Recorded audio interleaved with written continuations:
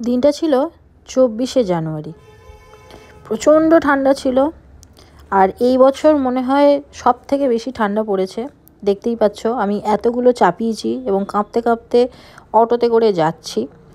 বিশ্বাস করো, এই ওয়েদারে একদমই কাজ করতে ইচ্ছা করছিল না, কিন্তু কি করব বলো, আমাদের প্রফেশনটাই যে এমন, যাই কিছু হয়ে যাক কমিটমেন্ট আমাদের রাখতেই হয়। আমরা যেহেতু কমিটেড থাকি আমাদের ব্রাইডদের সাথে।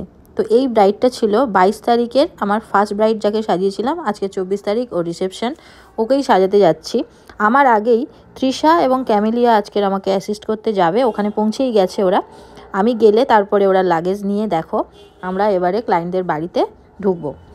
আমরা সবসময় চেষ্টা করি ক্লায়েন্ট আমাদের যে টাইমটা দেয় সেই টাইমের অন্তত 15 মিনিট আগে তাদের বাড়িতে পৌঁছে যেতে, কারণ আমাদের সেট আপ রেডি করতে কিছুক্ষণ সময় লাগে। কিন্তু কি বলতো, বিয়ের দিনে বিভিন্ন রকম রিচুয়াল আর বৌভাতের দিনের ভাত কাপড়ের রিচুয়াল, এইগুলো হচ্ছে আমাদের সঙ্গে মানে একদম খুব বিরোধিতা করে। এখানেও সেম জিনিসটাই ঘটেছে। আমরা গেছি, ও যে টাইম দিয়েছিল সেই টাইমে, বাট তাও ওদের তখনও ভাত কাপড় চলছে। আর আজকে যেহেতু আমার একটাই ব্রাইড ছিল, কোনো পার্টি মেকআপ কিছুই ছিল না, তো সেই হিসেবে অতটা চাপ হয়নি। জানো তো, সমস্যাটা তখনই হয় যখন তুমি অনেকটা লেট করে আসবে আর এসেই বলবে যে আমাকে এত তাড়াতাড়ির মধ্যে 1 ঘন্টার মধ্যে রেডি করে দিতে হবে।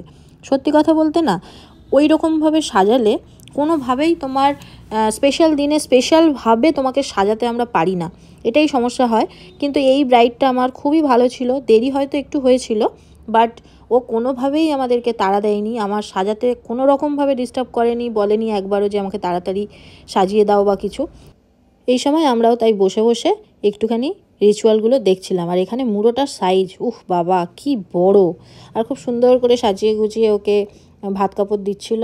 তো আমরাও একটু ক্লিপিং নিয়ে রাখলাম যে আমার ব্রাইডের থাক একটু ক্লিপিং।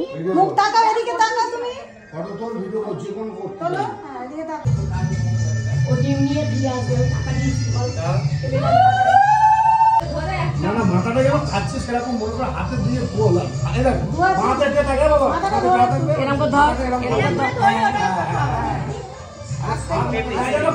এরকম করে দেবো। হ্যাঁ দারুণ দারুণ। বসে বসে শুধু রিচুয়াল দেখলে হবে, আমাদের কাজ তো এবারে করতে হবে। তাই তৃষা আর ক্যামেলিয়া দুজনে মিলে এখন সেট আপ রেডি করতে ব্যস্ত। আর ওদিকে আমি ওদেরকে বলে দিয়েছি যে এবারে আমরা সেট আপটা রেডি করছি, বেশি দেরি করো না, তাড়াতাড়ি চলে এসো। দুজনকে কি মিষ্টি লাগছে, সবাই রাস্তায় দেখে দেখে যাচ্ছে, গাড়ি যাদের কাছে গাড়ি থামিয়ে দেখে যাচ্ছে। এখানে ফ্লাওয়ারগুলোকে রেডি করা হচ্ছে, কাঁচি পাইনি তাই ছুরি দিয়েই কাজ চালাতে হচ্ছে। আর আমার ব্রাইডও এসে গেছে, ওর শাড়ি বার করে দিয়েছে যাতে আমরা প্লিট করে রাখতে পারি। আমি যতক্ষণ ওর মেকআপটা করব, তৃষারা ততক্ষণে শাড়ির প্লিটগুলো করে রাখবে। খুলে নিচ্ছে। আচ্ছা বলো, আজকে কিরকম লুক চাই? আর আজকে না, আজকেরটা এখন বাদ রাখো, আগের দিন কেমন ছিল বলো?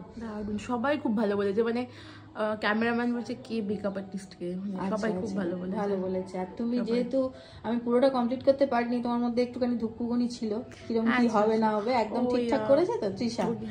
হ্যাঁ ছিল।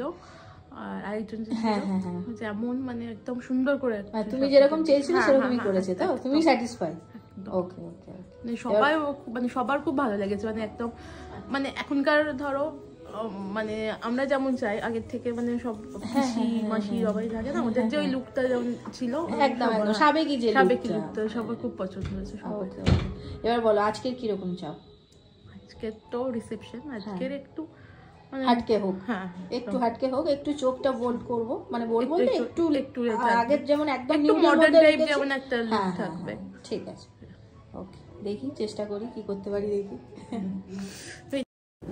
তো ওর মেকআপ কমপ্লিট হয়ে গেছে, এবারে হেয়ারটা করছিলাম। সত্যি মেকআপটা খুব তাড়াতাড়ি হয়ে গেছিলো, তাই একটু অ্যাডভান্স হেয়ার স্টাইল দেওয়ার চেষ্টা করেছি ফ্রন্টে।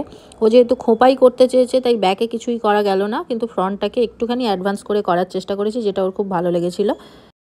কি জানো তো, আমরাও চেষ্টা করি তোমাদেরকে অ্যাডভান্স হেয়ার স্টাইল বা সব কিছু খুব সুন্দরভাবে দিয়ে যাতে তোমাদেরকে রেডি করা যায়, কিন্তু সেই সময়টা যদি না পাওয়া যায় তখন আমাদের কম্প্রোমাইজ করতে হয় এই সব কাজগুলোতে। তো কাজ শেষ করে আমি ওকে নিচে পাঠিয়ে দিলাম, আর এই ছিল ওদের সেট আপ, যেখানেই আমি ভিডিও ফটো সব নিতে পেরেছি, ওপরে নিইনি, কারণ এখানে লাইট সেট আপটা ভালো ছিল তাই এখানেই নিয়েছি। আর এটাই ছিল ওর রিসেপশনের ফাইনাল লুক। আর ওর কেমন লেগেছে সেটা ওর কাছ থেকেই জেনে নেব। কেমন লেগেছে? খুব ভালো। আগের দিনকেও ভালো লেগেছে, আজকেরও মানে দারুণ লেগেছে, দারুণ। আমি নিজে বলছিলাম ভিডিও করো, এত ভালো লেগেছে। ভালো লেগেছে তো? যেমন চেয়েছিলে মোটামুটি খুশি তো? খুবই ভালো লাগছে, আমার নিজের দেখে ভালো লাগছে। আচ্ছা, আওয়াজে শোনা যাবে কিনা বলতে পারছি না, হাত দিয়ে বুঝিয়ে দাও তোমার কেমন লেগেছে। ঠিক আছে, এখানেই আবার আমার আসতে হবে, কারণ ওর শাশুড়ি মা আমাকে ইনভাইট করেছে এবং আসতেই হবে বারবার বলেছে। তো এই বিয়েবাড়িতে আবার রাত্রে আমি আসবো। তো এখন তৃষা, ক্যামেলিয়া আর আমি অটোতে করে চলে যাচ্ছি। আর আজকে প্রচণ্ড ওয়েদার খারাপ। এমনিতে নর্মাল মেন রোডের ওপরেই ছেড়ে দিলে হয়ে যায়, বাট যেহেতু ওয়েদারটা খুব খারাপ, বৃষ্টি পড়ছিল, আমাদের কাছে ছাতা ছিল না, তাই তৃষাদের বাড়ির কাছের গলিটাতে ওদেরকে ছেড়ে তারপরে আমি বেরিয়ে গেলাম। আর আজকের ব্লগটা এখানেই এন্ড করছি। টাটা, নেক্সট ব্লগে আবার দেখা হচ্ছে।